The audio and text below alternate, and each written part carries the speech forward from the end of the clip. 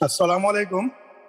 আসসালামু রাহমাতুল্লাহ জি আমার কোরবানির ব্যাপারে আহ, 1 বছর হলে ভেড়া ভেড়ি ছাগল বকরি দেওয়া যায় 1 বছর।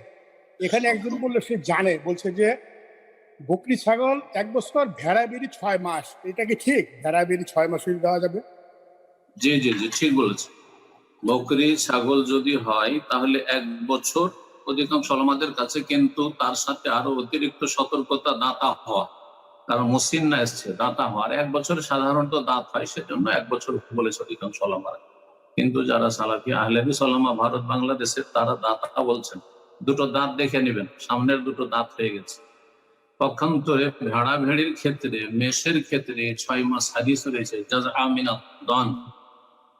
মেষের ক্ষেত্রে জাযা যথেষ্ট, আর জাযা হচ্ছে 6 মাসের। 6 মাসের হলেই সেটা কোরবানি দেওয়া যায় সকলের জন্য। জি। আসসালামু আলাইকুম রহমতুল্লাহ। আসসালামু রাহমাতুল্লাহি ওয়া বারাকাতুহু। জি জি স্যার, বলেন। আমি ইউকে থেকে বলছি। আমার প্রশ্ন একটু ব্যক্তিগত।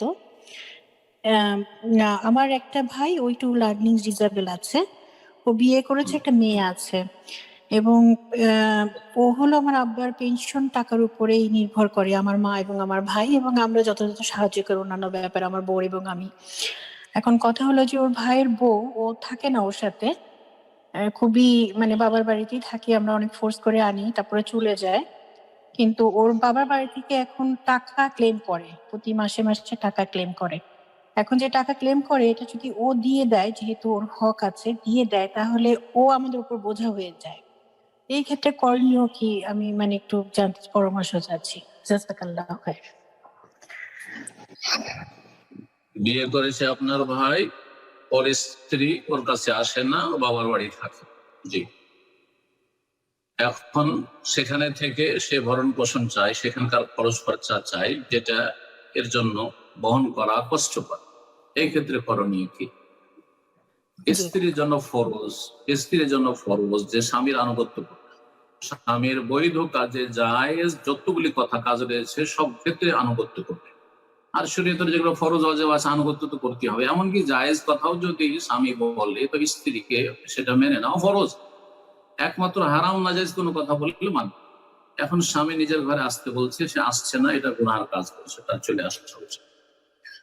আর যদি এমন কোন চুক্তি হয় যে না, আমি আসবো না, অথবা সে অবাধ্য, চুক্তি নাই কিন্তু অবাধ্য, সে আসবো না, আমি আমার বাবার বাড়ি থাকবো, তুমি মাঝে মাঝে দেখা সাক্ষাৎ করো, অথবা আমি তোমার সাথে মাঝে মাঝে দেখা সাক্ষাৎ করবো, কিন্তু আমি তোমার বাড়িতে থাকবো না, তোমার কাছ থেকে থাকবো না, তোমার বাবার সাথে থাকবো না, এইরকম যদি বলে, তাহলে শরীয়তের বিধান হচ্ছে যে সে ভরণ পোষণ পাবে না।